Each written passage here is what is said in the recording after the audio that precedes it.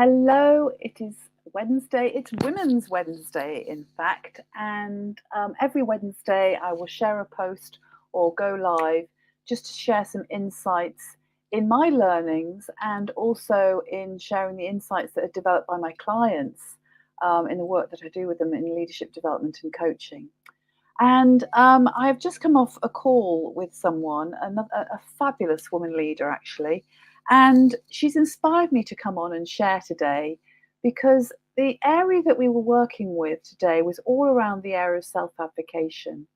And one of the things that we were talking about was how difficult it can be for women, particularly, to share their successes and to tell stories about what they're achieving.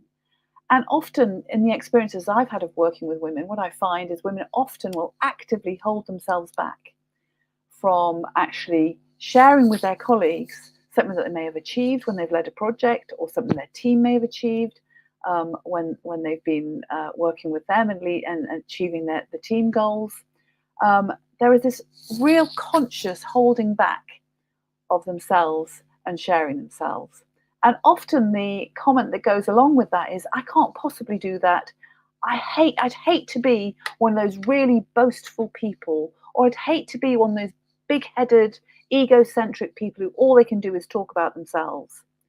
So I can relate to that because, if I'm honest, I've had times in my life where it's been hard to share the achievements that I've made. And I've similarly made comments about, oh, I don't want to be that arrogant sort of person.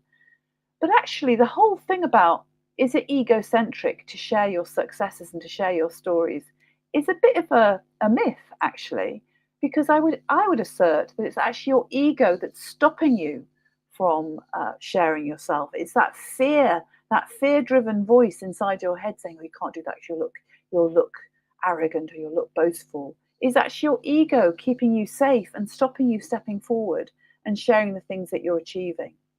So I'm going to share a story of some feedback that someone once gave to me when I would think I was doing that very same thing of, oh, I can't possibly do that. It's not the done thing for me to do that. It's a bit boastful. And they said to me, Mary, you're being stingy. And when they said that to me, I felt kind of a bit affronted. I thought, I'm not a stingy person. I think of myself as being quite generous. But the way they said it, and when they then clarified what they meant, it started to make real sense to me.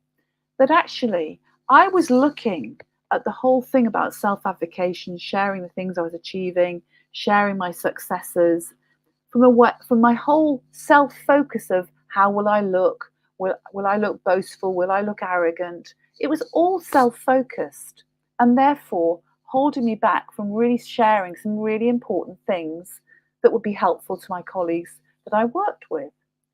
So, actually, what that helped me shift it around to being is that actually, when you share the things that you're achieving, it's useful to your colleagues.